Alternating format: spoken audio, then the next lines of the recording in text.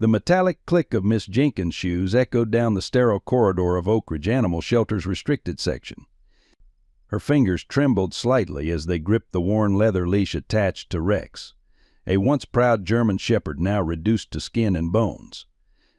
His clouded eyes stared vacantly at the linoleum floor, each labored breath seeming more painful than the last. "I'm sorry, boy," she whispered, her voice catching as they approached the door marked Procedure Room B. Everyone knew what happened behind that door.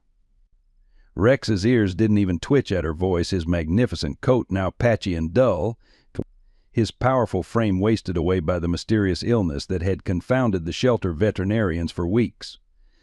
"Stop, please stop." The high-pitched cry shattered the somber silence, causing Miss Jenkins to nearly drop the leash in shock. A small blonde girl, no more than 6 years old, burst through the staff-only doors, her blue eyes wide with desperation, tears streaming down her flushed cheeks. Behind her, a woman appeared, breathless and confused. "Emma, you can't be in here," the woman called out, but the little girl was already sliding to her knees in front of Rex, her tiny hands reaching toward him without fear. Miss Jenkins stood frozen, the clipboard with euthanasia authorization papers clutched to her chest. Director Walters would be furious about this breach of protocol, but something about the raw anguish in the child's face made her hesitate. Time seemed suspended as the little girl's fingers hovered inches from Rex's muzzle. Then something extraordinary happened. Rex, who hadn't responded to anyone in days, slowly, painfully raised his head. His dull eyes found the child's face, and for just a moment, a flicker of something like recognition passed between them. Leave a like and share your thoughts in the comments along with the city you're watching from. Now let's continue with the story. Emma Williams hadn't spoken a single word for 6 months, not since the day 2 solemn-faced military officers arrived at their front door with news that changed everything. At 6 years old, she understood death just enough to know her daddy wasn't coming home, but not enough to process why. The once chatty, vibrant little girl had retreated into a world of silence that no child psychologist, counselor, or well-meaning relative had been able to penetrate. Her small bedroom remained adorned with photos of her father, Staff Sergeant Robert Williams, his kind eyes and warm smile frozen in time beneath the glass frames. In one corner sat his folded American flag in its triangular display case, too sacred for Emma to touch but too precious to store away. Claire Williams had been barely treading water since becoming a widow at 34. Between the modest military benefits, her part-time job at the local library, and the mounting medical bills from Emma's therapy sessions, their small 2-bedroom home on Maple Street felt increasingly precarious. The pediatric psychologist had recently suggested animal therapy. A pet might give Emma something to care for, a channel for the emotions she couldn't express. But pets cost money, and money was something Claire Williams had precious little of these days. What Claire didn't know, what no one at Oak Ridge Animal Shelter knew, was that the emaciated German shepherd scheduled for a euthanasia that Tuesday afternoon had once been designated K9 Rex, military ID 8734, decorated service dog with 3 tours of duty. Rex had spent 4 years working alongside handlers in the 101st Airborne Division, specializing in rescue operations. His last handler had been Staff Sergeant Robert Williams. During their final mission, when the building collapsed, it was Rex who had located Robert beneath the rubble, refusing to leave even as his own body took shrapnel. But military budget cuts meant no retirement plan for injured service dogs. When Rex's injuries healed but left him with recurring seizures, he was deemed unsuitable for continued service and released from duty without ceremony or recognition. The Oak Ridge Animal Shelter operated like most underfunded county facilities, perpetually overcrowded, understaffed, and forced to make heartbreaking decisions daily. Miss Jenkins had worked there for 15 years, fighting to save every animal she could, often butting heads with Director Walter Peterson, whose clinical approach to euthanasia decisions stemmed from budget spreadsheets rather than heartstrings. Rex had arrived a month ago, found wandering near the interstate, his military tattoo in his ear ignored by the intake staff, who saw only another stray. And within days he'd developed symptoms that baffled the part-time shelter veterinarian: lethargy, loss of appetite, tremors, and eventually a complete withdrawal that made him seem almost catatonic. With limited resources for diagnostic testing and treatment, Rex's name had made its way onto today's euthanasia list. The late October morning had dawned crisp and clear, with just enough autumn chill to warrant the matching scarves Claire had wrapped around herself and Emma before they left the house. Claire had circled the adoption day advertisement in the local paper 3 times, noting the reduced fees and the shelter's extended weekend hours. As they pulled into the crowded parking lot of Oak Ridge Animal Shelter, she felt a flutter of anxiety. A pet would mean additional expenses, food, veterinary care, supplies, but if it could help bring her daughter back from wherever she had retreated, no price seemed too high. "Remember what Dr. Lawson said, honey," Claire said, glancing at Emma's reflection in the rearview mirror. "We're looking for a small dog, maybe a terrier mix, something that doesn't eat too much or need tons of exercise." She received no response, just Emma's solemn blue eyes watching her with that unnerving stillness that had become her daughter's hallmark since the funeral. The main adoption floor of the shelter was bustling with families, the concrete space filled with the sounds of barking, cheerful volunteer chatter, and children pleading with parents for one dog or another. A young volunteer with a clipboard approached them, her name tag reading Alyssa. "Hi there, looking to adopt today?" Her voice was bright, clearly practiced at maintaining cheerfulness amid the shelter's barely contained chaos. "Yes, my daughter and I are interested in a small to medium-sized dog, preferably one that's good with children," Claire explained, her hand resting protectively on Emma's shoulder. "Something gentle and not too energetic." "Perfect. We have several dogs that might fit what you're looking for," Alyssa replied, bending down to Emma's level. "And what's your name, sweetheart?" Emma's gaze dropped to the floor, her fingers fidgeting with the zipper of her jacket. "This is Emma," Claire answered, the practiced explanation ready on her lips. "She doesn't talk much, but she's very excited about meeting some dogs today." The familiar white lie had become easier to tell each time. Alyssa's smile faltered only momentarily before she recovered. "Well, Emma, I think the dogs will do most of the talking for both of you. Let's start in the small dog section." For the next 45 minutes, Claire and Alyssa moved methodically through the adoption floor, stopping at various kennels while Alyssa rattled off information about each potential candidate. From Beagle Mix, who loved children but had separation anxiety, a calm Corgi who was already house-trained but needed medication for arthritis, a playful Shih Tzu who got along well with other pets. Throughout it all, Emma followed silently, showing neither enthusiasm nor displeasure at any of the options. "What do you think, Emma?" Claire asked, kneeling beside her daughter after they'd met a particularly friendly Dachshund mix. "Do you like any of the dogs we've seen?" Emma's eyes scanned the room, but not with interest. It was more as if she were searching for something specific. Then, without warning, her small hand slipped from Claire's grasp. Before Claire could react, Emma had darted away, weaving between the legs of other visitors with the determined agility only a 6-year-old could manage. "Emma," Claire called out, rising quickly. "I'm sorry," she apologized to Alyssa. "I need to," but she was already moving, following the glimpse of Emma's blonde ponytail as it disappeared around a corner. By the time Claire caught up, Emma had somehow made her way past a door marked staff only and was proceeding down a corridor significantly quieter than the adoption floor. The antiseptic smell was stronger here, the lighting harsher. "Emma, we can't be back here," Claire whispered urgently, catching her daughter's arm. "This is for shelter workers only. We need to go back." But Emma pulled against her grip with unusual strength, her eyes fixed on something ahead. For the first time in months, Claire saw something other than emptiness in her daughter's expression. There was purpose there, and an urgency that stopped Claire from simply picking her up and carrying her back to the adoption floor. At the end of the hallway, a door stood ajar, and Emma made straight for it. Inside was a room with several large cages, most empty except for one at the far end. Miss Jenkins stood there, clipboard in hand, speaking quietly to another staff member in scrubs. It was then that Claire saw the dog. Even from a distance, she could tell this was no small apartment-suitable pet. It was a German Shepherd, or what remained of one terribly thin, its once magnificent coat dull and patchy. The dog lay motionless on its side, barely seeming to breathe. Something about the scene struck Claire as final, as if she and Emma had interrupted a somber ritual.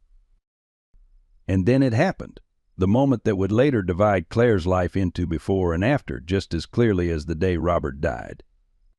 Emma broke free from her grasp, ran into the room, and let out a sound Claire hadn't heard in 6 long months, her daughter's voice, high and clear and desperate. "Stop." The shelter workers turned in shock. Emma rushed forward, placing herself between them and the cage containing the dying shepherd. Her small body trembled with emotion, but her stance was protective, determined. "Please don't hurt him," Emma said, words tumbling out as if a dam had broken. "Please, please, please, please." Claire stood frozen in the doorway, her heart pounding so hard she could hear it. Emma was speaking. Her silent, withdrawn child was speaking.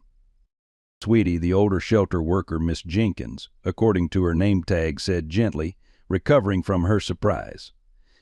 "You shouldn't be in this area. This dog is very sick, and we're helping him not feel pain anymore." "No." Emma's voice grew stronger. "He's not ready. He wants to live." Claire finally found her voice. "Emma, honey, I'm sorry about this," she said, addressing Miss Jenkins more than her daughter. "We were looking at adoption dogs, and she wandered off." "It's fine," Miss Jenkins assured her, though her colleague looked considerably less understanding. "But you really should return to the adoption floor. This dog isn't available, and this procedure is scheduled." Emma turned to face her mother, tears streaming down her face. "Mom, we can't let him, please." The sound of her daughter's voice addressing her directly for the first time in 6 months nearly brought Claire to her knees. She moved forward slowly, approaching the cage where the German Shepherd lay. The dog's eyes were open but unfocused, its breathing shallow. Claire wasn't an expert, but even she could tell this animal was suffering. "Emma, I understand you're upset, but this dog is very sick," Claire began. But Emma wasn't listening.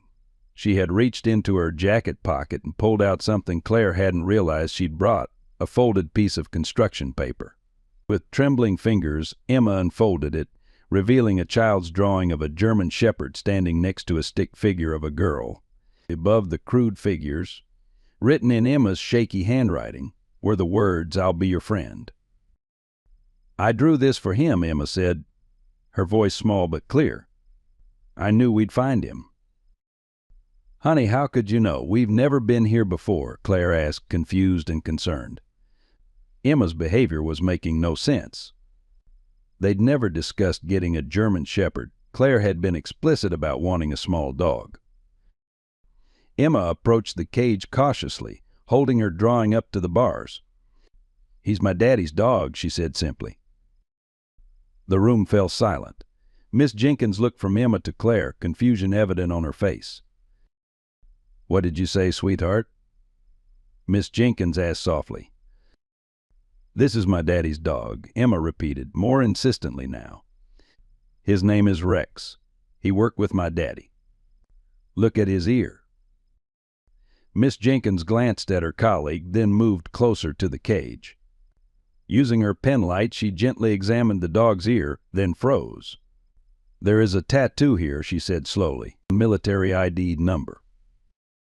Claire felt the room spinning slightly. It couldn't be. The coincidence was too enormous, too cruel. "My husband was Staff Sergeant Robert Williams, 101st Airborne," she said, her voice barely above a whisper. "He worked with service dogs in rescue operations. He died 6 months ago." Miss Jenkins' hand flew to her mouth. "Oh my God," she breathed. The German Shepherd Rex had shifted slightly at the sound of the military unit's designation. His clouded eyes seemed to focus, just for a moment, on the small blonde girl standing before him. Emma reached through the bars, her tiny hand hovering near Rex's muzzle. Claire started forward, alarmed, but Miss Jenkins held up a hand, watching intently. With agonizing slowness, Rex lifted his head just enough to sniff Emma's fingers. Then, in a gesture so gentle it barely seemed possible from such a large animal, he extended his tongue and licked her hand once before resting his head back down, exhausted by even this small effort. "See?" Emma whispered, turning to her mother with tears rolling down her cheeks. He remembers Daddy. We have to take him home." Claire looked at the sick animal, then at her daughter, speaking, engaging, present for the first time in half a year. Somewhere in the back of her mind she calculated mortgage payments, credit card limits, and the cost of dog food for an animal 10 times the size she'd planned for. But those concerns seemed distant compared to the miracle unfolding before her. Her daughter had just spoken more words in 2 minutes than she had in 6 months. "How sick is he?" Claire asked Miss Jenkins, surprised by the steadiness in her own voice. "What would it take to make him well again?" The tense silence in the euthanasia room was broken by the sound of heavy footsteps approaching from the corridor. Director Walter Peterson appeared in the doorway, his imposing frame filling the entrance. His eyes narrowed as he took in the unauthorized visitors, the open cage, and Miss Jenkins' hand still clutching the uncompleted euthanasia forms. "What's going on here, Jenkins?" he demanded, his voice clipped with practiced authority. "This area is restricted. These people shouldn't be back here." He glanced at his watch pointedly. "And we're behind schedule." Miss Jenkins straightened her shoulders, years of deference to authority warring with what she had just witnessed. "Director Peterson, we have an unusual situation. This family believes this dog may have served with their late husband in the military." Peterson's expression didn't soften. "That's unfortunate, but it doesn't change the dog's current condition or our protocol. This animal has been scheduled for euthanasia due to his deteriorating health and lack of response to basic treatment. The paperwork is already processed." He turned to Claire, his tone professional but firm. I understand this is emotional, but this dog is suffering from a progressive illness that we don't have the resources to diagnose or treat. The kindest thing we can do is end his suffering." Claire felt Emma's small hand grip hers tightly. The sudden return of her daughter's voice had created a strange new courage in her chest, something fierce and protective that extended beyond just Emma to the weakened shepherd before them. "With all due respect, Director," Claire said, "I'd like to have him examined by an outside veterinarian before any decisions are made. If there's even a chance, this is my husband's service dog. We owe him that much." Peterson shook his head. "Mrs. Williams. Claire Williams."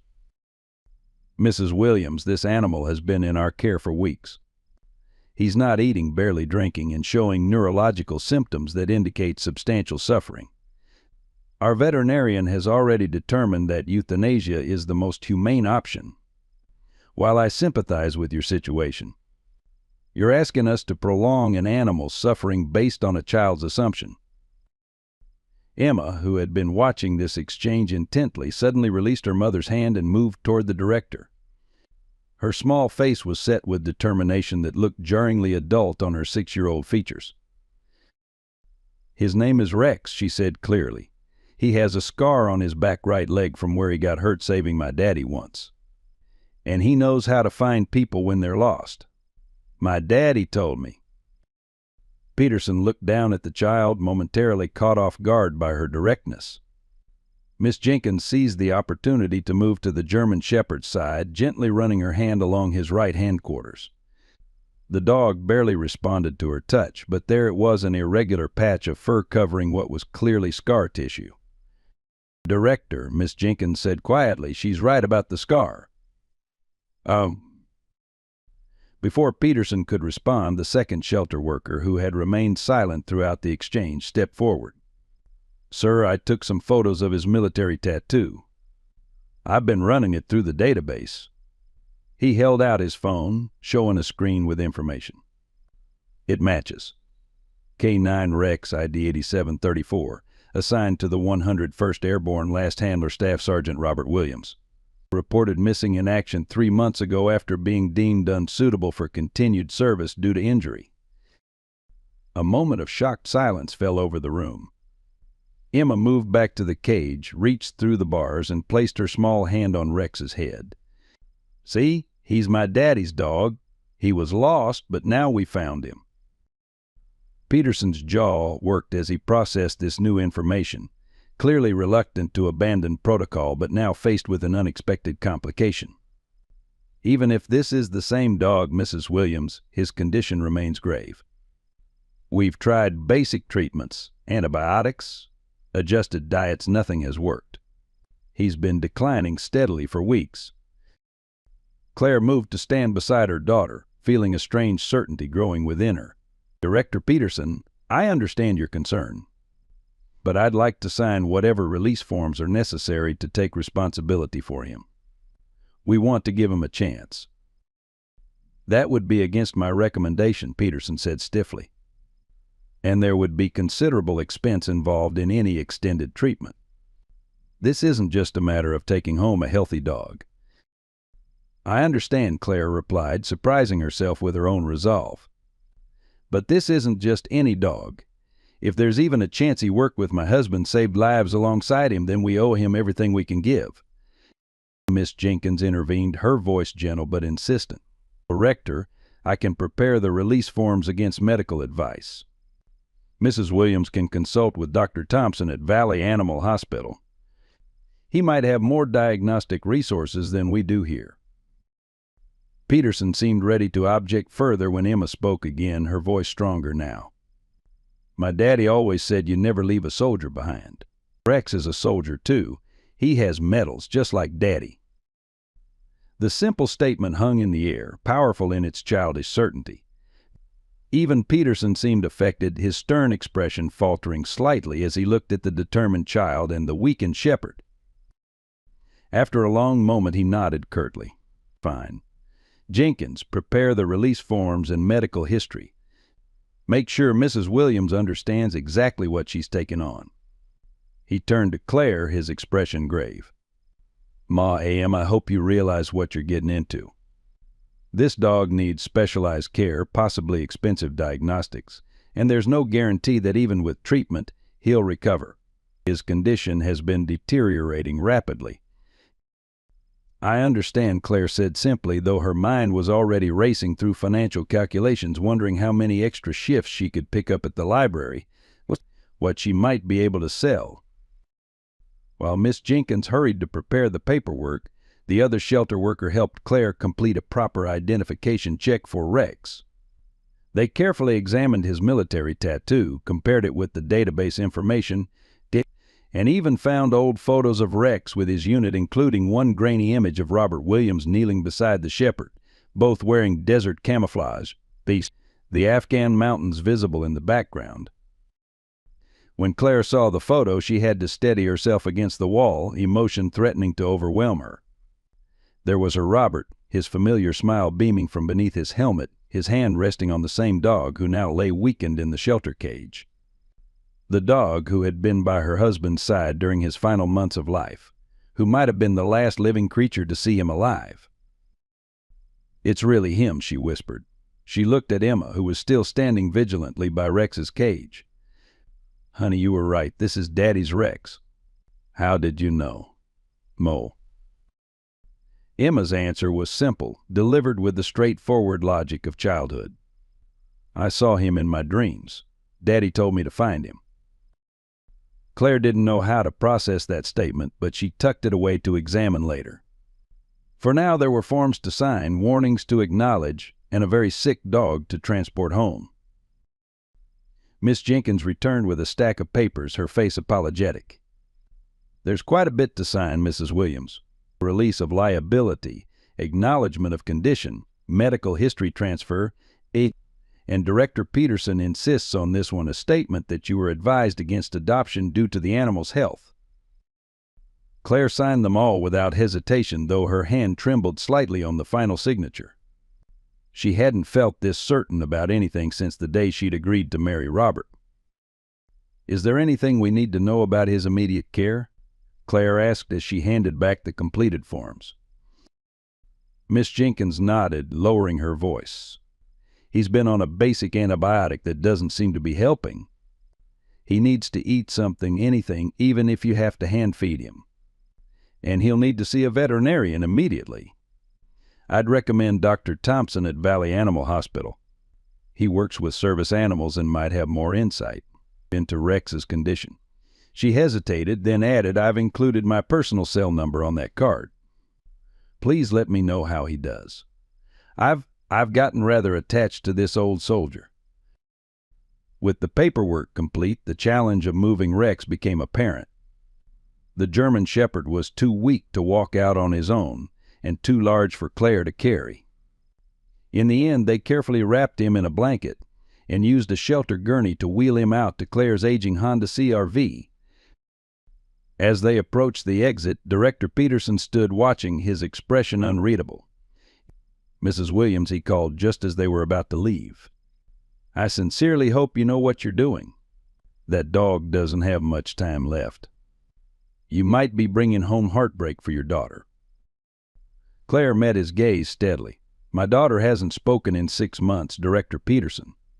Today she found her voice because of this dog. Whatever happens next, that's already a miracle worth fighting for. As they settled Rex into the back seat, Emma climbed in beside him, her small hand resting protectively on his bony shoulder. Claire adjusted the rearview mirror and caught a glimpse of her daughter's face, focused, present, alive with purpose for the first time since the funeral. Outside the car window, several shelter workers had gathered, watching the unlikely trio depart. Only Miss Jenkins was smiling. The drive home was tense with uncertainty. Every bump in the road made Claire wince, afraid of causing Rex more discomfort. Every red light seemed an eternity as she mentally cataloged what they had at home that might help: old blankets for bedding, some chicken in the refrigerator that could be boiled for a sick dog, the emergency credit card she'd been saving for a true crisis. Mom? Emma's voice came from the back seat, still sounding strange to Claire's ears after so many months of silence. Yes, honey. Rex is going to get better. I promised him. Claire swallowed hard, fighting back tears as she navigated the familiar streets toward home. She couldn't bring herself to temper her daughter's certainty with adult caution. Not today, not when the sound of Emma's voice was still so miraculous. We'll do everything we can, sweetheart, she promised instead, catching her daughter's eye in the rearview mirror. Everything we can. Getting Rex from the car into the house proved to be the first of many challenges. The German Shepherd was virtually dead weight, his once powerful muscles now atrophied to the point where he could barely lift his head. Claire managed to fashion a makeshift stretcher from an old plastic sled in the garage, and together she and Emma carefully slid the blanket-wrapped dog onto it, then dragged him up the 3 porch steps and into the living room. By the time they had settled him on a pile of old comforters in the corner, both were breathing hard from the exertion. I need to call the vet right away, Claire said, brushing hair from her perspiring forehead. Can you stay with him while I make the call? Emma nodded solemnly, already settling herself cross-legged next to Rex's makeshift bed. Her small hand found its way to the dog's head, gently stroking between his ears. Claire watched in amazement as her daughter, silent and withdrawn for half a year, began speaking to the dog in a soft, continuous stream of reassurance. You're home now, Rex. This is where Daddy would want you to be. We're going to make you better. I promise I'll take care of you just like Daddy did. The words brought a lump to Claire's throat as she stepped into the kitchen to make the call. Doctor. Thompson's receptionist initially insisted they couldn't fit in an emergency appointment that day, but when Claire explained the situation, military service dog, the extremely poor condition, just rescued from euthanasia, the woman's tone changed immediately. Bring him in at 4:30, she said. Dr. Thompson will stay late. Returning to the living room, Claire found Emma attempting to offer Rex water from a shallow bowl. The dog's eyes were open but unfocused, his breathing shallow and labored. The vet can see us at 4:30, Claire told Emma, checking her watch. That gave them just over an hour. Should we try to get him to eat something before we go? Emma nodded earnestly. He likes chicken. Daddy told me once. Claire didn't question how Emma remembered such a detail from whatever casual conversations Robert might have had about his service dog. Instead, she went to the refrigerator and took out the chicken breast she'd been planning to use for dinner. Within minutes, the kitchen filled with the smell of boiling chicken, and Claire shredded the cooked meat into tiny, manageable pieces. To her surprise, Rex did indeed show interest in the chicken, though he couldn't muster the strength to eat on his own. Emma patiently hand-fed him tiny morsels, celebrating each small piece he managed to swallow. It was slow progress, but by the time they needed to leave for the vet, Rex had consumed about a quarter of a chicken breast, not much for a dog his size, but Claire chose to see it as a positive sign. The visit to Valley Animal Hospital was both encouraging and sobering. Dr. Thompson, a Vietnam veteran himself, gave Rex a thorough examination, his weathered hands gentle but thorough as they moved over the shepherd's emaciated frame. His expression remained carefully neutral, but Claire could see concern in the creases around his eyes. "I've treated a lot of military working dogs in my time," he told Claire while a technician drew blood samples from Rex. "These animals are exceptional, trained to work through pain, to keep going when others would quit. Sometimes that works against them, because by the time they show symptoms, the problem is already severe." "Can you tell what's wrong with him?" Claire asked, watching Emma, who had refused to leave Rex's side even for the examination. Dr. Thompson shook his head. "Not definitively, not yet. His symptoms could indicate several possibilities: infection, poisoning, organ failure, parasites, even cancer. We'll run a full blood panel, check his liver and kidney function." He hesitated. "Mrs. Williams, I feel I need to be honest with you. This dog is in critical condition. Even with aggressive treatment, his chances are," he glanced at Emma and seemed to reconsider his wording, "they're not as good as I'd like them to be." "Just give me a number, Doctor," Claire said quietly. "I need to know what we're facing." Dr. Thompson's voice dropped. "Based on my initial assessment, without knowing the exact cause yet, I'd say his chances of recovery are around 10%, maybe less." Claire absorbed this, watching her daughter stroking Rex's fur while the technician finished collecting samples. What would treatment involve? And she hesitated, dreading the answer. What would it cost? The figures Dr. Thompson quoted made her stomach sink. Even the initial diagnostics would strain her credit card to its limit, and if Rex needed specialized medication or surgery, the cost would quickly become impossible on her librarian's salary. "I understand this is a difficult position," Dr. Thompson said, noting her expression. "There are some assistance programs for service animals, though Rex's irregular discharge from the military complicates things." He reached into his desk drawer and pulled out a business card. "This is the contact for Patriot Paws Veterans Alliance. They sometimes provide financial assistance for military working dogs. It might be worth a call." Claire tucked the card into her purse, thanked him, and agreed to leave Rex overnight for observation and initial treatment while they awaited test results. Separating Emma from the shepherd proved heart-wrenching. Her daughter's renewed voice disappeared again, though replaced by silent tears and a stubborn refusal to leave the examination room until Claire promised they would return first thing in the morning. That night, back in their quiet house, Claire sat at the kitchen table with a calculator, a notepad, and a growing sense of desperation. Between her modest savings and credit card limit, she might manage the initial treatment, but if Rex needed long-term care or surgery, the numbers simply didn't add up. She found herself staring at her wedding ring, a simple gold band with 3 small diamonds that had been Robert's grandmother's. She had sworn never to take it off, but now she found herself slipping it from her finger, weighing what it represented against what it might provide. The next morning brought mixed news. Rex had stabilized slightly overnight, taking more food and showing marginally improved vital signs. But the preliminary blood work revealed concerning abnormalities that Dr. Thompson couldn't immediately identify.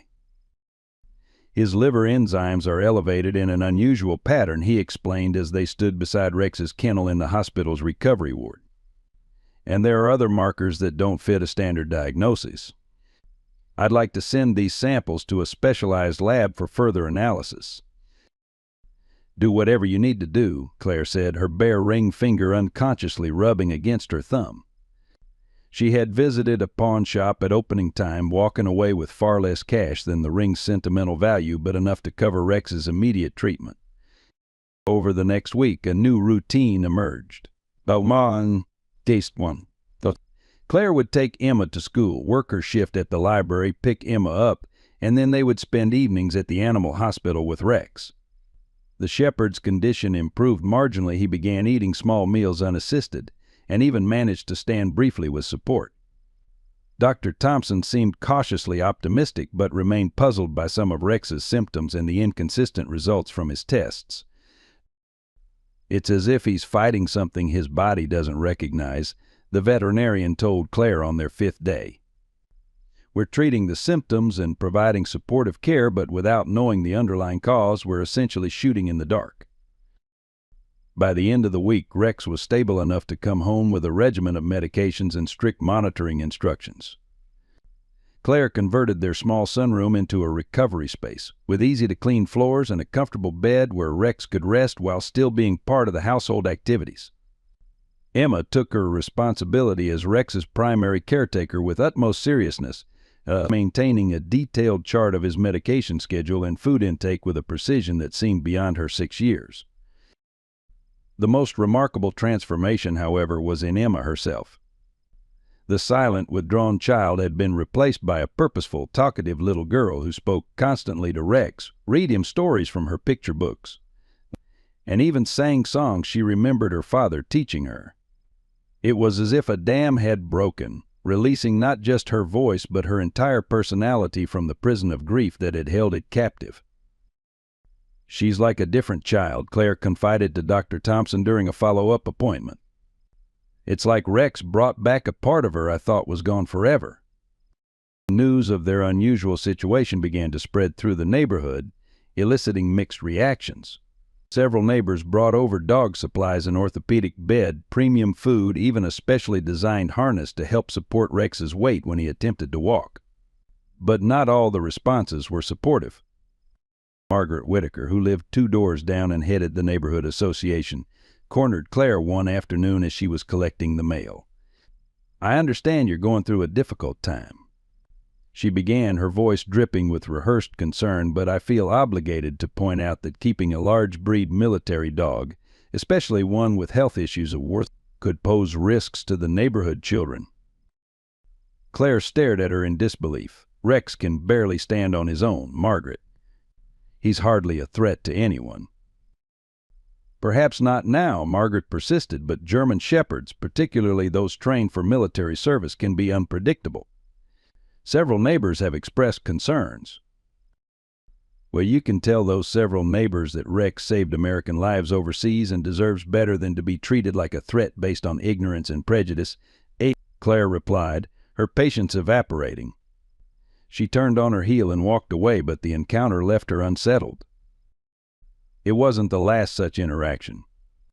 Anonymous complaints began arriving at the township office about a potentially dangerous dog at the Williams residence. An animal control officer made an obligatory visit, though he seemed embarrassed by the task when he saw Rex's weakened condition and Emma's protective presence. "Just a formality, ma'am," he assured Claire. "I'll note in my report that the animal poses no public safety risk in his current condition." The implied current hung in the air, suggesting future visits might be necessary if Rex recovered. The thought that their neighbors saw Rex as a threat rather than a hero was deeply painful to Claire, but she had more pressing concerns than community opinion. Rex's recovery was proceeding in fits and starts. Some days brought encouraging progress the first time he managed to stand unassisted. Emma's joyful tears when he wagged his tail feebly at the sound of her voice, but there were setbacks too.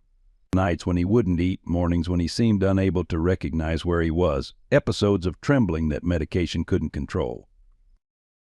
3 weeks after bringing Rex home, Claire received a call from Dr. Thompson that made her heart sink.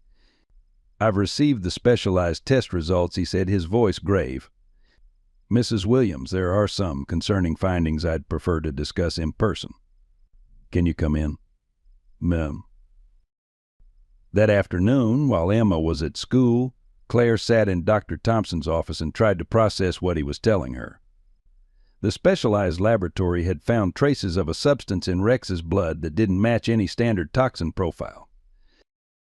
Whatever this is, it's not something he would have encountered naturally, Dr. Thompson explained, thus showing her the report covered with technical terminology she couldn't decipher.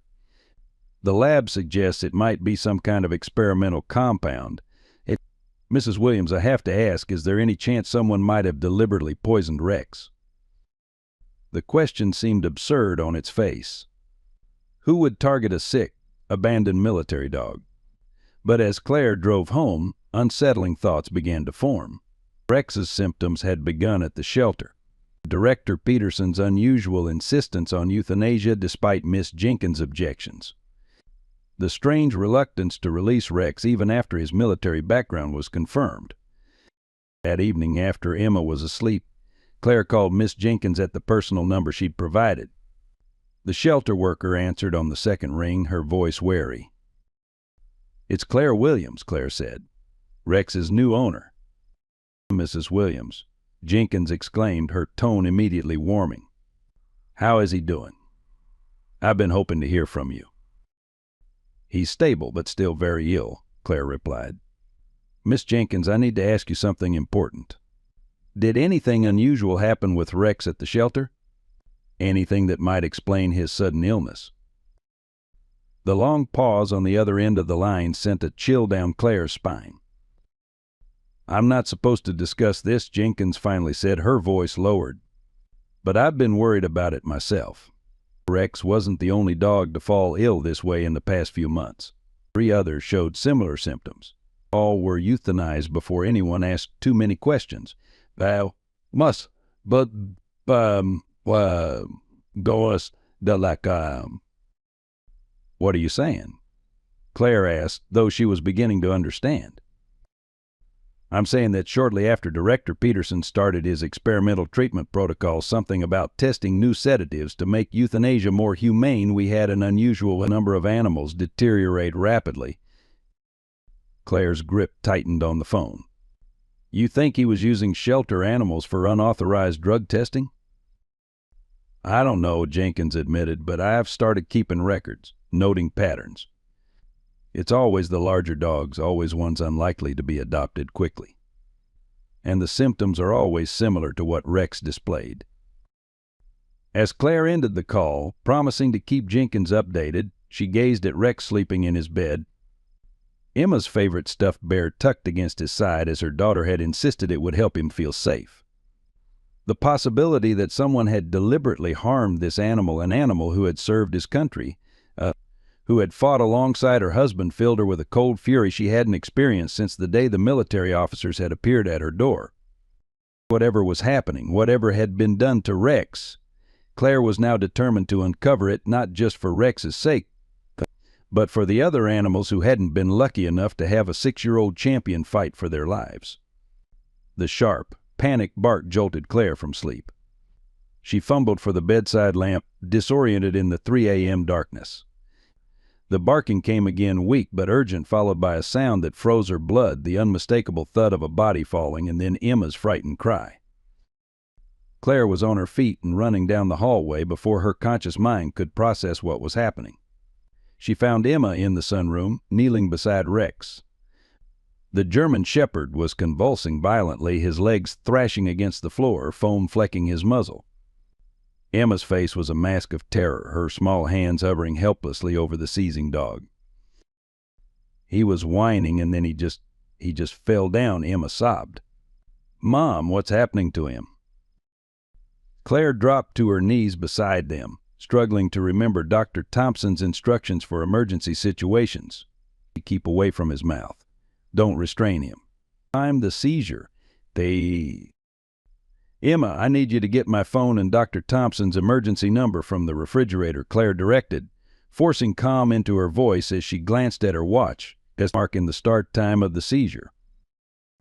Emma ran to the kitchen while Claire stayed with Rex, her heart breaking as she watched the proud military dog reduced to this helpless state.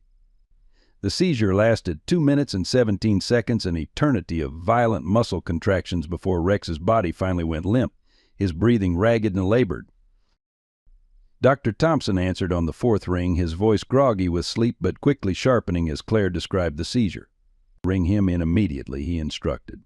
"This represents a significant deterioration. I'll meet you at the clinic." The midnight drive to Valley Animal Hospital was a blur of rain, slick roads, and Emma's quiet sobbing from the back seat where she cradled Rex's head in her lap. The German Shepherd remained conscious but disoriented, his eyes unfocused, his breathing shallow and irregular. "Stay with us, Rex," Emma whispered over and over. "Please stay with us." Dr. Thompson was waiting when they arrived, his rumpled clothing suggesting he'd thrown them on in haste, but his manner entirely professional. As they transferred Rex to an examination table, the shepherd suffered another seizure, more intense than the first. Emma screamed, and Claire had to physically restrain her daughter as the veterinary team worked to stabilize the dog. "We need to start him on anticonvulsants immediately," Dr. Thompson directed his team. "And I want another blood panel complete metabolic workup." An hour crawled by in the waiting room, Claire holding Emma, who had cried herself into an exhausted stupor but refused to sleep. Finally, Dr. Thompson emerged, his expression grave as he gestured for Claire to join him in his office. She hesitated, looking at Emma. "Let her stay with Rex," Dr. Thompson suggested quietly. "My technician will watch them both." In the privacy of his office, the veterinarian didn't sugarcoat his assessment. "Rex has suffered severe neurological damage. The toxin, whatever it is attacking his central nervous system. Even with the specialized treatment protocol we've developed, I'm not confident we can reverse the damage that's already occurred." Claire felt the floor tilt beneath her. "Are you saying there's nothing more we can do?"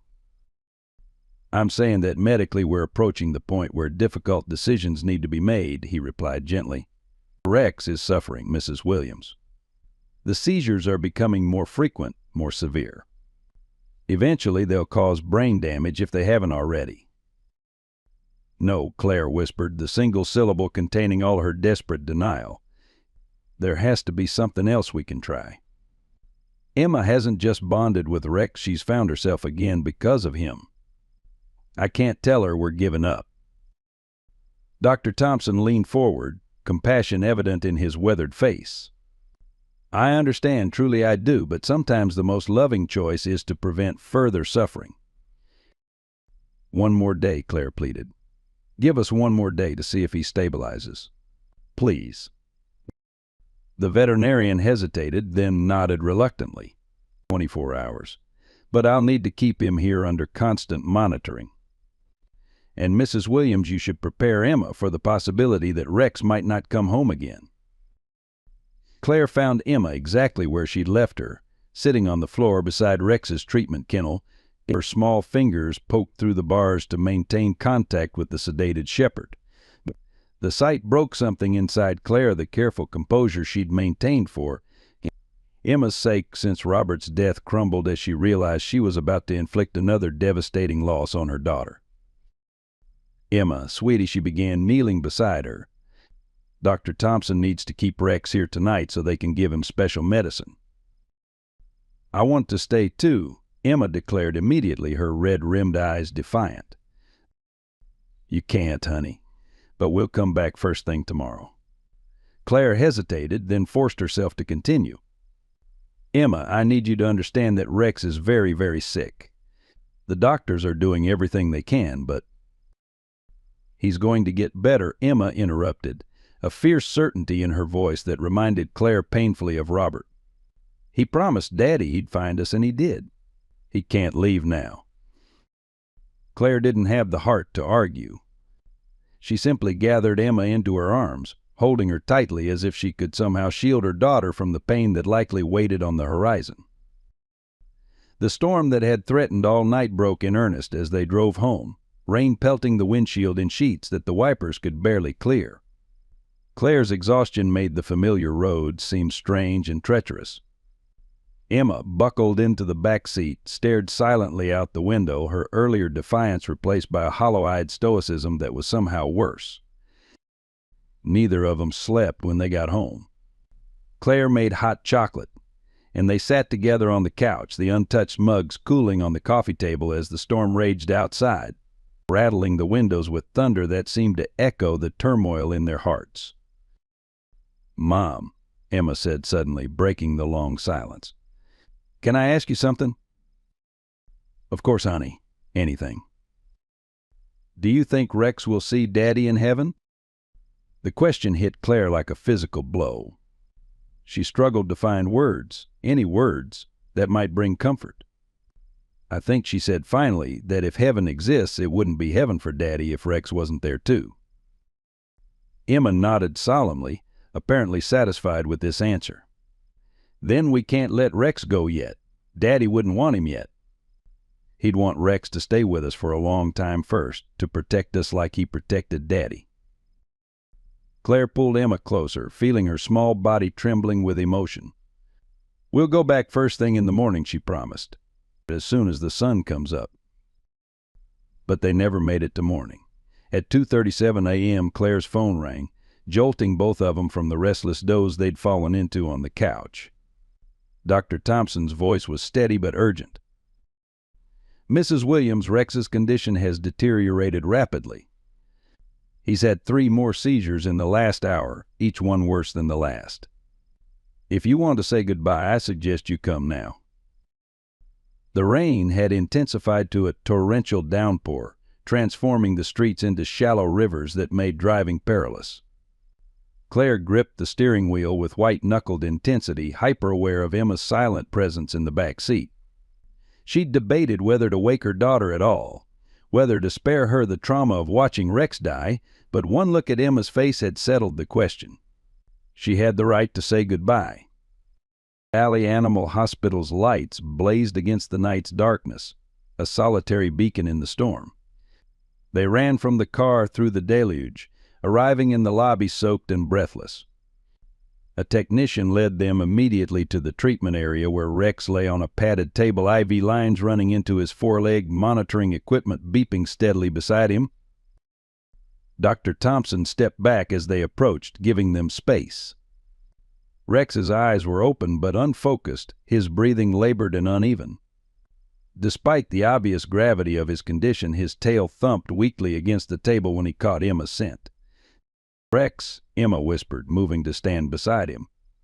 Her small hand found its way to his head, stroking gently between his ears. "I'm here. Mom's here too." The German shepherd made a visible effort to focus on her, his clouded eyes clearing momentarily with recognition. The monitoring equipment began to beat more rapidly as his heart rate increased. "He's fighting hard," Dr. Thompson said quietly to Claire. "But his body is shutting down. The next seizure will likely be his last." Claire nodded, unable to speak past the lump in her throat. Emma, oblivious to this exchange, had climbed onto a stool to get closer to Rex, her face now inches from his. "You don't have to fight anymore," she was telling him, her voice surprisingly steady. "You did a good job finding us. Daddy would be so proud of you." "He is proud of you." Claire moved to stand behind her daughter, placing her hands on Emma's small shoulders.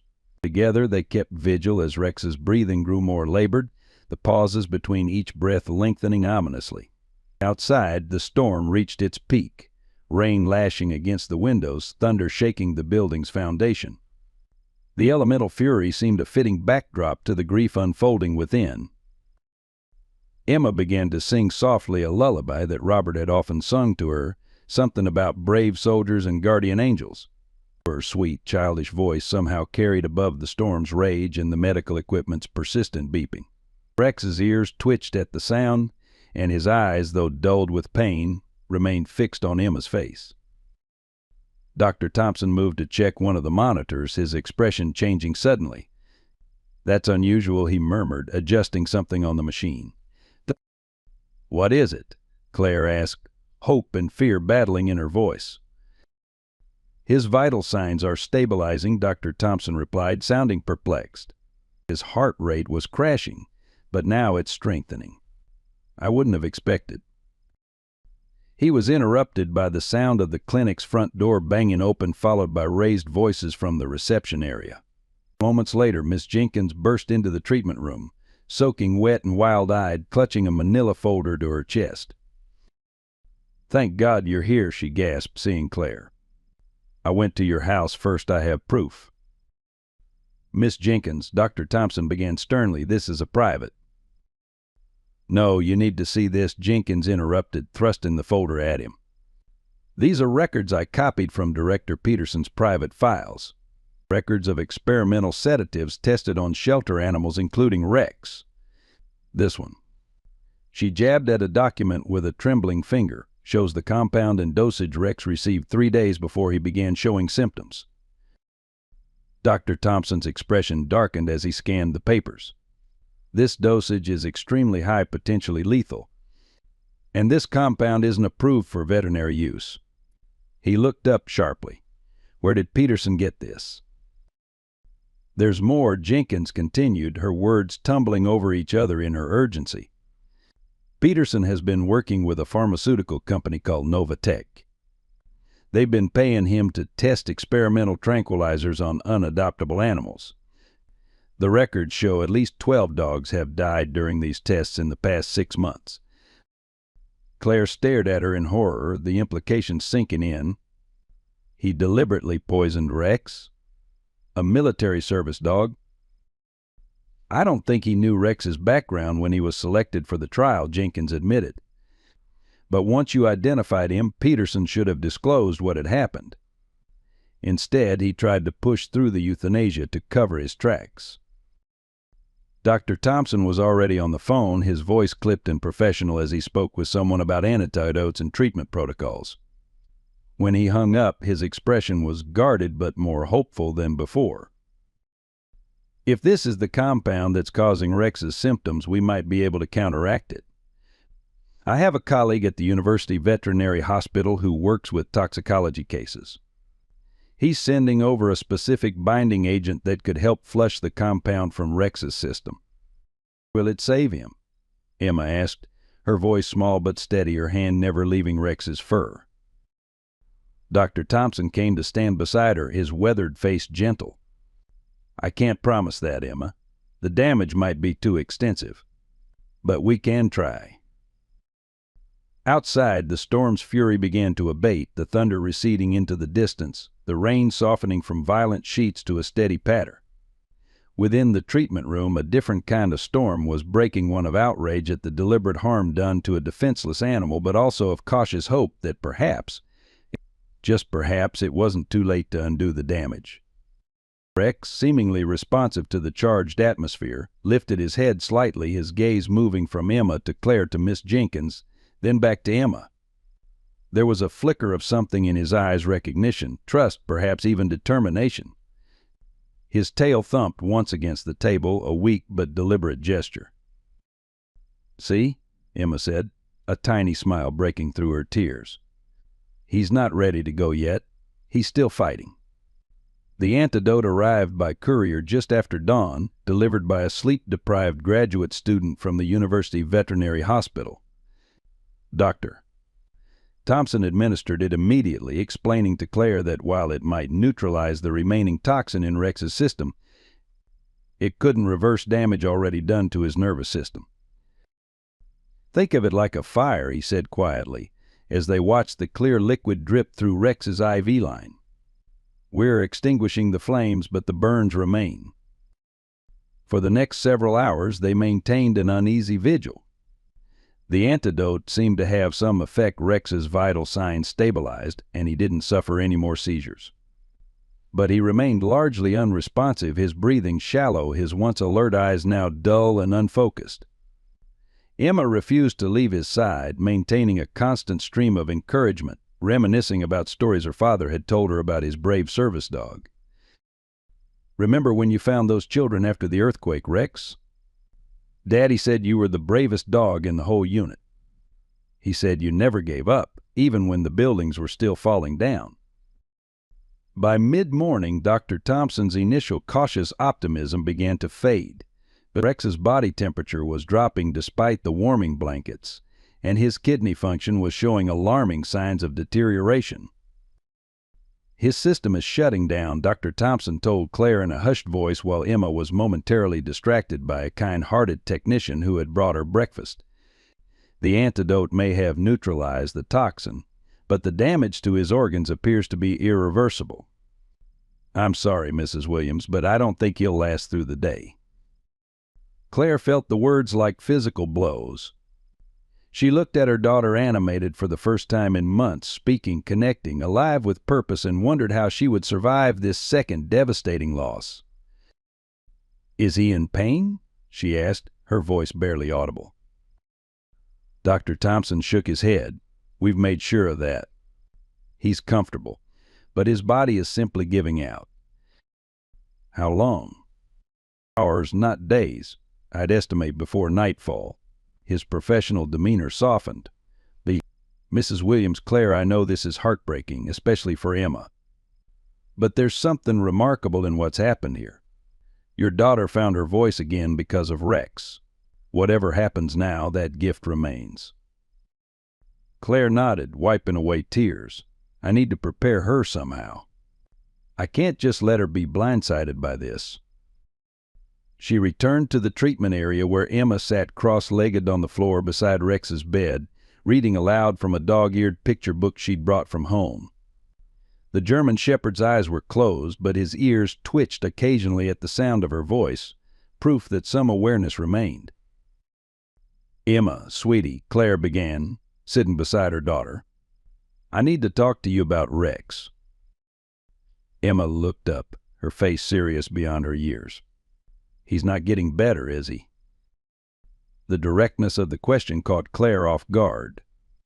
"No, honey, he's not." Dr. Thompson thinks her voice broke and she had to take a deep breath before continuing. "Dr. Thompson thinks Rex doesn't have much time left."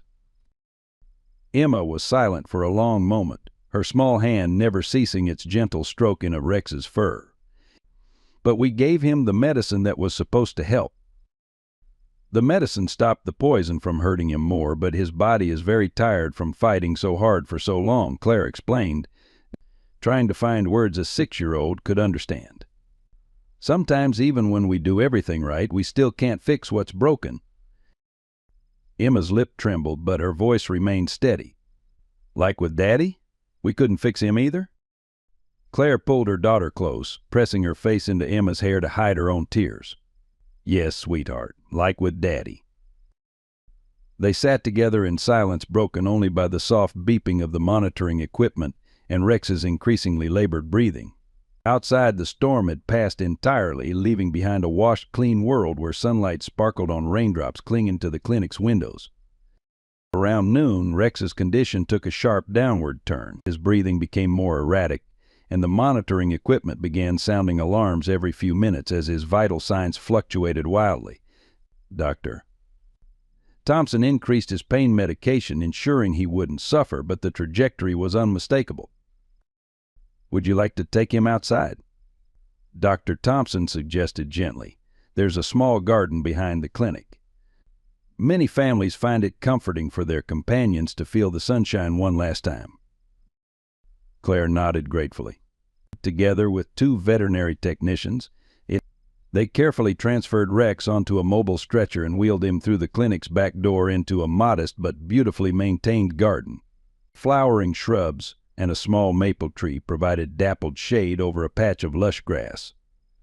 They settled Rex's stretcher there, removing the monitoring equipment but leaving the IV line that delivered his pain medication. Emma immediately stretched out on the grass beside him, her small body curled protectively around his much larger frame. Claire sat cross-legged at his head, one hand resting lightly on his neck where she could feel his pulse still present but increasingly thread. "Do you think he knows we're here?" Emma asked quietly. "I'm sure he does," Claire answered. "Dogs have an amazing sense of smell, and Rex knows your scent better than anyone's now." Emma nodded, satisfied with this answer. "I'm going to tell him a story like Daddy used to tell me when I was scared." and she did a simple, meandering tale about a brave dog who protected his people from all kinds of dangers, who could run faster than the wind and bark louder than thunder. As she spoke, her voice grew increasingly drowsy, the emotional exhaustion of the past 24 hours finally catching up with her. Eventually, her words trailed off into silence, and her breathing deepened into the rhythms of sleep, her small hand still tangled in Rex's fur. Claire watched her daughter sleep, struck by the peaceful tableau they created, the child and the dying war dog, both somehow looking younger in repose. Rex's breathing had slowed dramatically, each inhale a visible effort, each exhale a little surrender. Dr. Thompson, who had been keeping a respectful distance, moved closer, his experienced eye assessing Rex's condition. "It won't be long now," he said softly. "Would you like me to wake Emma?" Claire hesitated, torn between her daughter's right to say goodbye and the desire to spare her the final moment. "Let her sleep," she decided finally. She said her goodbyes in her own way. "I don't want her last memory to be she couldn't finish the sentence." Dr. Thompson nodded understandingly and retreated to the clinic doorway, remaining within sight, but giving them privacy. Claire shifted position, gently lifting Rex's head onto her lap, stroking the fur between his ears just as she'd seen Emma do countless times. His eyes opened briefly at the movement, cloudy and unfocused, but somehow still conveying a silent communication. "You found us, Rex," Claire whispered. "Just like Emma said you would. You brought my daughter back to me when I thought she was lost forever. I'll never forget that. And Robert," her voice caught, "Robert would be so proud of you. So grateful." Rex's tail thumped once against the grass, a final acknowledgement, a last communication. And then, as a cloud passed over the sun, momentarily dimming the garden, Rex took a last shuddering breath and was still. Claire sat motionless, tears streaming silently down her face, one hand still stroking Rex's fur, the other resting protectively on her sleeping daughter's shoulder. The weight of grief was familiar now, a terrible, unwanted expertise she'd gained when Robert died. But mixed with the pain was a strange sense of completion, as if a circle had somehow closed. Dr. Thompson approached quietly, kneeling beside them to confirm what Claire already knew. He said nothing, simply placing a compassionate hand briefly on her shoulder before withdrawing to give her time. It was in this moment of raw grief that Emma stirred, her eyes fluttering open, immediately finding Rex's still form. Claire tensed, preparing for her daughter's distress, but Emma surprised her once again. "He's with Daddy now, isn't he?" she asked simply, her voice thick with sleep but strangely peaceful. Yes, Claire managed, the single syllable rough with emotion. "Yes, I think he is." Emma sat up slowly, leaning forward to place a gentle kiss on Rex's head. "Good boy, Rex," she whispered. "The best boy." The simplicity of the child's acceptance broke something in Claire, and she began to sob in earnest, not just for Rex, but for Robert, for all the compounded losses that had shaped their lives these past months. Emma crawled into her lap, small arms wrapping around her mother's neck, offering comfort even in her own grief. As they held each other in the quiet garden, a gentle breeze stirred the maple tree's leaves, sending dappled shadows dancing across Rex's still form. For just a moment, in the play of light and shadow, it almost appeared as if the German shepherd's chest rose and fell once more, a final visual echo of the life that had been. The morning after Rex's passing dawned with an unseasonable clarity, as if the storm had washed away not just the clouds, but the very memory of darkness. Claire awakened to find Emma's bed empty, and discovered her daughter sitting in the sunroom that had been Rex's recovery space, methodically organizing his medications and supplies into neat rows. "What are you doing, sweetheart?" Claire asked gently. Emma looked up, her expression composed beyond her years. "I'm getting Rex's things ready to give to other sick dogs. Dr. Thompson said some people can't afford medicine for their pets." Claire knelt beside her daughter, marveling at this child who continually found strength where adults might crumble. "That's a wonderful idea. We'll take him to the clinic later today." Their quiet morning was interrupted by an unexpected knock at the front door. Claire opened it to find a severe-looking woman in a crisp pantsuit standing on the porch, flanked by a uniformed police officer. The woman introduced herself as Detective Marlene Sawyer from the county's Animal Welfare Division. "Mrs. Williams, I understand you recently adopted a German Shepherd from Oak Ridge Animal Shelter, a dog that subsequently died from suspicious causes. We'd like to ask you some questions." Claire felt a surge of alarm but invited them in, quickly sending Emma to her room with whispered reassurances. Detective Sawyer declined the offered coffee, getting straight to business. "We've opened an investigation into Director Walter Peterson and certain practices at Oak Ridge Shelter," she explained, removing a notebook from her briefcase. "Your dog's case has come to our attention through Dr. Thompson and a shelter employee named Jennifer Jenkins."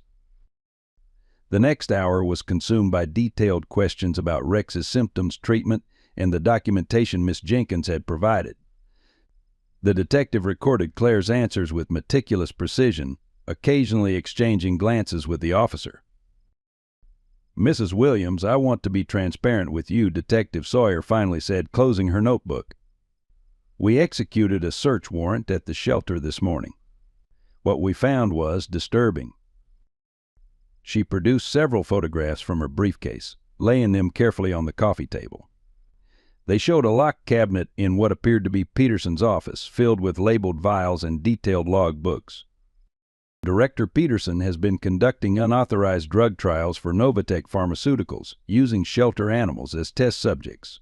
Specifically, they've been testing new sedatives and euthanasia drugs, compounds not yet approved for veterinary use. Your dog Rex was one of at least 14 animals deliberately administered these experimental compounds." Claire stared at the evidence, cold fury building inside her. "And the shelter board knew nothing about this?" "It appears not," the detective confirmed. "Peterson kept 2 sets of records, the official euthanasia logs the board reviewed and his private research notes for Novatech. The company paid him substantial consulting fees, which he deposited in an offshore account." "What happens now?" Claire asked, her voice tight with controlled anger. "Peterson was taken into custody this morning. He's facing multiple charges of animal cruelty, fraud, and violating veterinary practice regulations. Novatech executives are also being questioned. But Mrs. Williams," Detective Sawyer leaned forward, her professional demeanor softening slightly, "there's something else you should know." She hesitated, seeming to choose her words carefully. "When we examined Peterson's research logs, we found detailed notes on each test subject, including Rex. According to these records, Rex received an experimental compound called NT-17 28 days ago, a substance designed to cause a slow neurological breakdown that mimics natural disease production. The compound has a specific chemical signature that remains traceable in tissue samples even after death." Claire felt sick as the implications became clear. "You're saying Rex was deliberately poisoned? As an experiment?" "Yes, and there's more. Dr. Thompson sent tissue samples from Rex to the state laboratory last night. The preliminary findings show something unexpected." Before the detective could continue, a commotion erupted outside, car doors slamming, hurried footsteps on the porch, then urgent knocking. Claire opened the door to find Dr. Thompson standing there, disheveled and wild-eyed, clutching a folder of papers. "Mrs. Williams," he began breathlessly, then stopped short at the sight of Detective Sawyer. "Oh, you're already here." "Dr. Thompson," the detective acknowledged with a nod. "I was just about to share the laboratory findings with Mrs. Williams." "Then you know?" Dr. Thompson asked, his voice tinged with disbelief. "Know what?" Claire demanded, looking between them. "Would someone please tell me what's going on?" Dr. Thompson moved past her into the living room, spreading his papers on the coffee table. "After Rex passed, I performed standard tissue sampling procedure for any suspicious death. I sent the samples to the state lab for toxicology analysis, expecting confirmation of the NT-17 compound Detective Sawyer mentioned, but they found something else entirely." He pointed to a highlighted section on one of the reports. Rex's tissue contained traces of the experimental compound, yes, but also significant levels of an unknown antagonist, a substance that was actively counteracting the toxin. Claire struggled to understand. What are you saying? I'm saying, Doctor, Thompson replied, his voice filled with wonder, that Rex's body was fighting back against the poison in ways we've never seen before. The lab chemists believe he may have developed an internal defense mechanism, possibly due to previous exposure to similar compounds during his military service. Which means, Claire pressed, desperately trying to grasp the significance. Detective Sawyer answered, her professional composure momentarily slipping to reveal genuine amazement. It means Rex might not have been dying from the poison at all, at least not directly. His symptoms could have been caused by his own immune system's aggressive response to the toxin. Dr. Thompson nodded vigorously. Exactly. When we administered the antidote yesterday, we assumed we were treating the toxin. But what if we were actually suppressing his natural defense mechanism? What if? He hesitated, as if reluctant to voice a possibility too painful to consider. What if we inadvertently interfered with his body's attempt to heal itself? Claire sank into a chair, the weight of this potential truth crushing the breath from her lungs. Are you telling me Rex might have survived if we'd done nothing? We can't know that for certain, Dr. Thompson said gently. His condition was extremely grave. But the lab findings suggest there was an ongoing biological battle in his system, one that might have eventually tipped in his favor without our intervention. The cruel irony hung in the air between them, a fresh wound atop barely scabbed grief. Claire closed her eyes, fighting back tears. After a moment of heavy silence, Detective Sawyer spoke again, her voice uncharacteristically gentle. Mrs. Williams, I understand this is devastating news. But there's something else you should know, something that might provide some comfort. She nodded to Dr. Thompson, who cleared his throat awkwardly. When I realized what the lab results might mean, I went back to the clinic immediately. Rex's body was still in our cold storage, awaiting your decision about cremation or burial. He paused, seeming to struggle for words. I decided to run one final examination, mostly to confirm tissue degradation for the official report. And I found something impossible. He reached into his pocket and withdrew his phone, pulling up a video. This was taken 2 hours ago. He placed the phone in Claire's hands. The video showed Rex's body on an examination table, still and lifeless as expected. Dr. Thompson's gloved hands appeared in frame, attaching monitoring equipment, a strange procedure for a deceased animal. Then the camera zoomed in on the monitor screen, revealing the impossible, a heartbeat, faint and irregular, but undeniably present. That's not possible, Claire whispered, her own heart stuttering in her chest. He died. I felt him go. There was no pulse, no breathing. Hibernation, Dr. Thompson explained, excitement breaking through his professional reserve. Some animals can enter a state of extremely reduced life functions to survive extreme conditions. Rex's vitals dropped so low that conventional examination techniques couldn't detect them. We believe his body essentially shut down, all but the most essential functions, a last-ditch survival. A mechanism perhaps developed during his military service in extreme environments. Are you saying Claire couldn't finish the question, afraid to voice the hope suddenly blossoming in her chest? I'm saying Rex is alive, Mrs. Williams? Barely, and we don't know if he'll recover consciousness or function. But his heart is beating, his brain shows minimal but present activity. He's fighting with everything he has. Claire's hands flew to her mouth, a sob escaping despite her best efforts. Does Emma know? No one knows except the three of us and my most trusted technician, Dr. Thompson replied. I came directly here after confirming the findings. Rex is currently receiving supportive care at the clinic, but I didn't want to say anything to Emma until... Until what? Came a small voice from the hallway. They turned to find Emma standing there, her favorite stuffed bear clutched to her chest, her blue eyes wide with confusion and nascent hope. Is Rex alive? Did he come back? The next 3 weeks unfolded like a waking dream for the Williams family. Rex's recovery defied every medical expectation, progressing from the barest flutter of life functions to increasingly alert consciousness. Dr. Thompson, fascinated by this unprecedented case, practically lived at the clinic, documenting every milestone with scientific precision while struggling to maintain professional detachment. "It's like watching a machine rebuild itself from the inside out," he explained to Claire during one of their daily visits. "His nervous system is essentially rewiring damaged pathways. I've never seen anything like it in 30 years of veterinary medicine."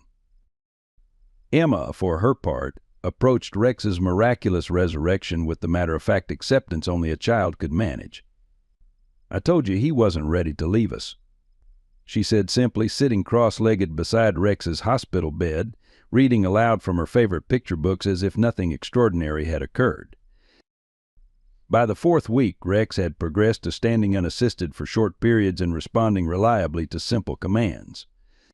His muscle tone improved daily, his coat regained its luster, and the cognitive cloudiness that had marked his illness gradually dissipated, revealing the alert but intelligent gaze of a trained military working dog. The case against Director Peterson and Novatech Pharmaceuticals proceeded rapidly, fueled by public outrage after the story broke in local media. Miss Jenkins, promoted to interim director at Oak Ridge Shelter, implemented sweeping reforms while cooperating fully with investigators. The pharmaceutical company's stock plummeted as additional evidence emerged of other unethical testing programs, triggering a cascade of resignations and regulatory investigations. Through it all, Claire watched her daughter blossom. Emma's renewed voice grew stronger daily, her previously withdrawn personality replaced by an animated, engaged child who spoke eloquently to anyone who would listen about her miraculous dog. The nightmares that had plagued her since Robert's death gradually subsided, replaced by peaceful sleep and occasionally even laughter. On a bright spring morning exactly 1 month after Rex's resurrection, Claire received an unexpected phone call from Colonel James Harrison of the 101st Airborne Division. "Mrs. Williams," the colonel began formally, "I've been briefed on the remarkable situation with military working dog Rex, ID 8734. His case has come to the attention of our commanding officers, who feel that a formal acknowledgement of his service and recovery is warranted." 2 weeks later, Emma stood proudly on the town green, dressed in her best sundress, holding Rex's leash as Colonel Harrison presented the German Shepherd with an honorary medal for distinguished service. The ceremony, attended by local media and a surprising crowd of community members, that recognized not only Rex's military contributions but also his extraordinary resilience and recovery. "This animal exemplifies the spirit of service and sacrifice that defines our armed forces," Colonel Harrison declared, kneeling to pin the medal to Rex's new service vest. His return to military working dog Rex from the brink of death reminds us all that sometimes the greatest battles are fought not on foreign soil but within ourselves. As he spoke, Rex sat at perfect attention, his posture impeccable despite the lingering weakness in his hind legs, his eyes alert and focused with the unmistakable dignity of a soldier receiving his due. Emma stood beside him, her small hand resting lightly on his shoulder, her face solemn with pride. When Claire was invited to speak, she found herself unexpectedly emotional. "Rex didn't just survive against impossible odds," she told the gathered crowd, her voice steady despite the tears threatening to fall. "He brought my daughter back to me when I thought I'd lost her to grief. He connected us to the husband and father we lost. And he reminded us that even in our darkest moments, there is always reason to hope." The town that had once been divided over the presence of a supposedly dangerous military dog now embraced Rex as something of a local celebrity. The same neighbors who had signed petitions for his removal now stopped on the sidewalk to greet him, often bringing treats or offering to walk him while Emma was at school. Margaret Whitaker, perhaps the most dramatic convert, organized a fundraiser that covered Rex's ongoing medical expenses and established a foundation to help other military working dogs transition to civilian life. 1 year to the day after they had first brought Rex home from the shelter, Claire, Emma, and Rex made their annual pilgrimage to Robert's grave at the military cemetery. Rex, now fully recovered save for a slight hitch in his step when tired, wore his service vest with its medal and patches. Emma, now 7 and flourishing in school, carried a small bouquet of wildflowers. Claire, recently promoted to head librarian and leading a community literacy program that often featured Rex as a reading companion for nervous children, carried only her memories and a heart full of gratitude. They stood together before the simple headstone, a family made whole in the most unexpected way. Rex sat at attention, his eyes fixed on the stone as if recognizing the name engraved there. Emma placed her flowers carefully, then stepped back to stand between her mother and the shepherd. "Daddy would be so proud of us," she said confidently, reaching one hand up to hold Claire's and the other to rest on Rex's head. "All 3 of us." Rex turned to look at her, his intelligent eyes somehow conveying complete agreement. Then he pressed his body against Emma's side in the protective stance of a guardian who understood exactly what treasure had been entrusted to his care. Claire watched them, these 2 survivors who had saved each other in ways she was still discovering, and felt Robert's presence among them not as a ghost or memory,